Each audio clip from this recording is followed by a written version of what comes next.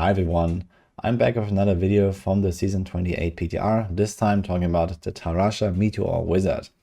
We have already seen this rework in Season 27, so there's nothing really new here, but it remains basically the most powerful build in the game overall in my opinion, and it hasn't been nerfed, and in fact it benefits just slightly more than other builds from the Season 28 theme. I talked about this in my other video, so Season 28 compared to Season 27 actually affects most builds equally, because you just mostly get stats and these pylon effects and these kind of things that just everyone can benefit from.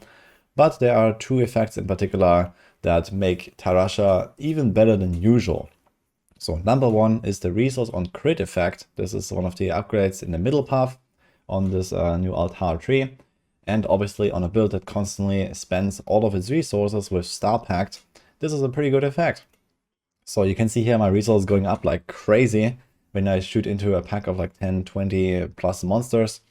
And you can definitely feel the impact of this effect here. And there's not that many builds that can really profit from it, but here's one of them. And secondly, we also have a rather squishy build on our hands here. So Tal Rasha, especially at lower paragons, if you try to play this with Orgils and Squirts, yeah, it's not really that comfortable. But you can see here I'm 1500 paragons, this is not really high, and I'm doing 150, and this is without pressing the potion at all. So I don't press it for healing, I don't press it for the circles, I don't press it for the pylon buffs, nothing. And I was still able to relatively comfortably clear 150 here, as you can see. So this was not really a crazy run. I tried this like 2 or 3 times until I got some kind of okay rift, and that was literally it. I did play some variations of this. I also tried a cold version, which is really similar in power, maybe slightly worse. Realistically, I expect that more casual players end up playing the cold version because it's a bit easier, it's a bit tankier, you don't have to manage your resources and finding these big pulls all the time for the resource recovery like a Star Pact does. And then you have Star Pact, which is kind of like the push build early in the season until probably later in the season, when people switch back to cold, similar to how they did it in Season 27. So once you start speedrunning 150 solo, basically, this whole Star Pact resource recovery kind of breaks down. And since they're pretty close in power, cold will win in the end.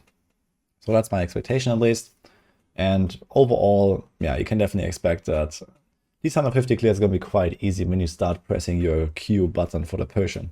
I think realistically, even if Blizzard decides to completely remove the pylon effects on the potion power and leave everything else as it is, Tal Rasha Wizard is going to be so strong that, yeah, technically it would be able to clear 150 with Paragon 0, as long as you have enough gear and you play it well enough.